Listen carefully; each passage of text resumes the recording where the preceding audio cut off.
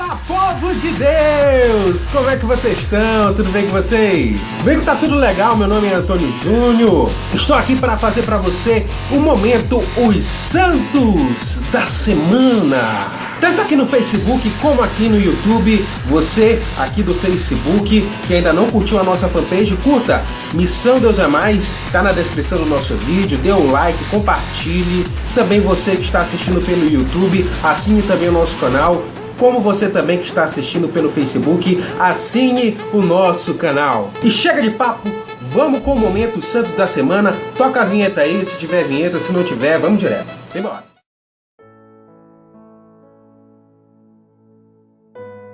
Santa Paulina do Coração Agonizante de Jesus, ou simplesmente Santa Paulina. O nome dela era Amabil Lúcia Vincentaine. Ela nasceu no ano de 1865 e foi para a glória no ano de 1942. Era da região de Vigolovataro, na Itália, e com apenas 10 anos, quando era criança, ela emigrou para o nosso país, para o Brasil, e se hospedou na região de Santa Catarina. Santa Paulina, antes de entrar na vida consagrada, ela resolveu cuidar de uma senhora com câncer, e daí houve a descoberta do carisma que foi reconhecido pelo bispo de Curitiba no ano de 1895, com o nome Filhas da Imaculada Conceição.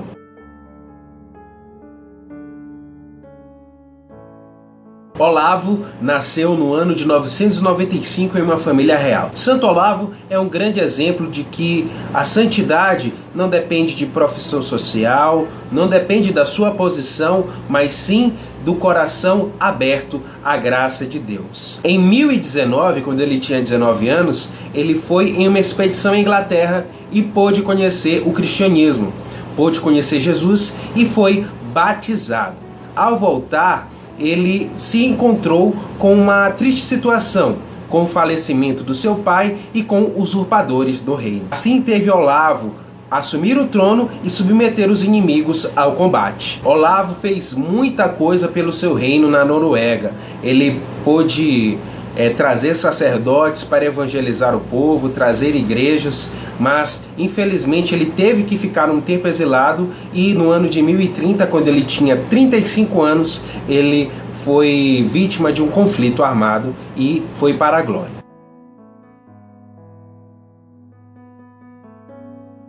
São Bento nasceu no ano de 480 na cidade de Núcia, em uma nobre família.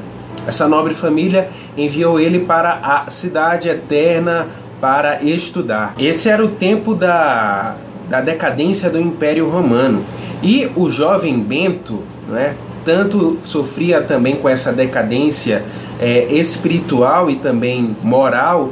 Ele foi para as montanhas da Úmbria e pôde se dedicar à vida de oração, penitência, meditação e aos diversos exercícios de santidade. Depois de ficar 3 anos retirado em uma gruta, São Bento ele passou a ter muitos seguidores, ou seja, discípulos de Cristo, passou a atrair outros que se tornaram discípulos de Cristo pelos passos traçados por ele. E foi a partir daí que nasceu o mosteiro de Monte Cassino. Para São Bento, a vida comunitária facilitaria a vivência com esses irmãos, de acordo com muitas regras que eles estabeleceram, isso até depois de ele, São Bento, ter entrado na glória com 67 anos.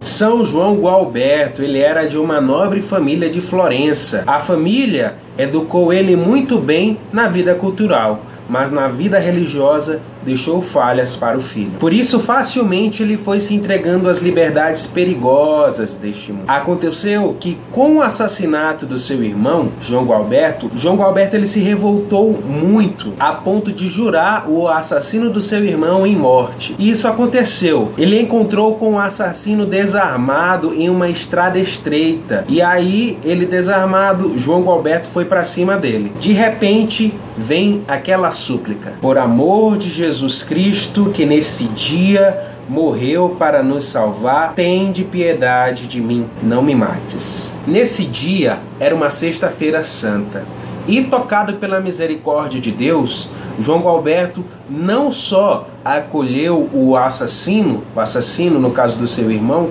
como ele foi em uma igreja e, tocado pela misericórdia de Deus, ele recebeu aos pés da cruz a vida nova e o perdão. No processo de conversão de São João Gualberto, ele se encaminhou, no caso, a uma vida religiosa e fundou uma congregação chamada Vallombrosa. Ele, com 73 anos, no ano de 1073, ele foi para a glória de Deus.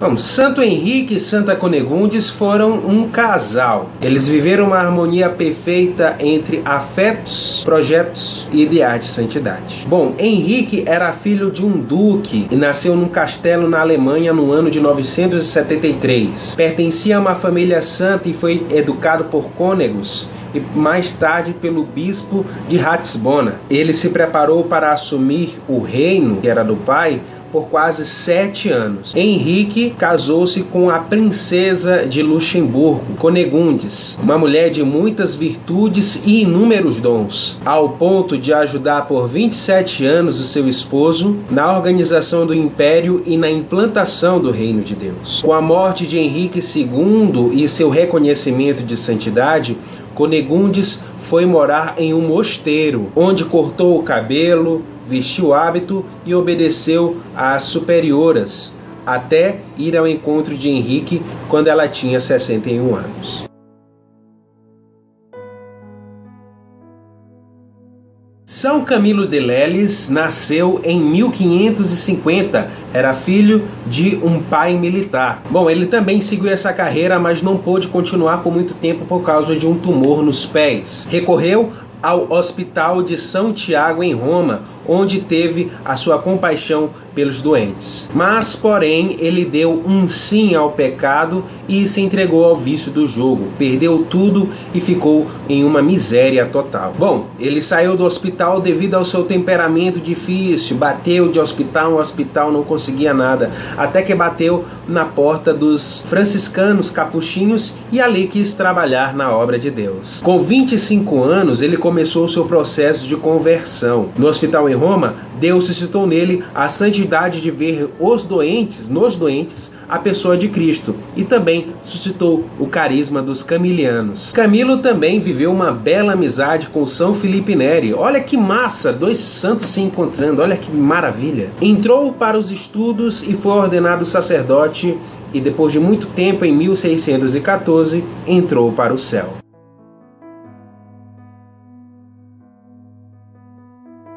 Boaventura nasceu no centro da Itália no ano de 1218 e, ao ficar muito doente, ele recebeu uma oração feita por São Francisco de Assis, que, percebendo a graça, tomou-o nos braços e disse: "Ó Boaventura!" Bom, ele entrou na ordem franciscana e, pela mortificação dos sentidos e com muita oração, exerceu sua vocação franciscana a ponto do seu mestre qualificar-lhe desta maneira: "Parece que o pecado original nele não achou lugar." São Boaventura, antes até de se destacar como bispo, já chamava a atenção sem querer pela sua cultura e pela ciência teológica. Por isso, ao lado de São Alberto Magno e São Tomás de Aquino, caracterizaram o século XIII como o tempo das sínteses teológicas. Certa vez um frei lhe perguntou se poderia se salvar-se, já que desconhecia a ciência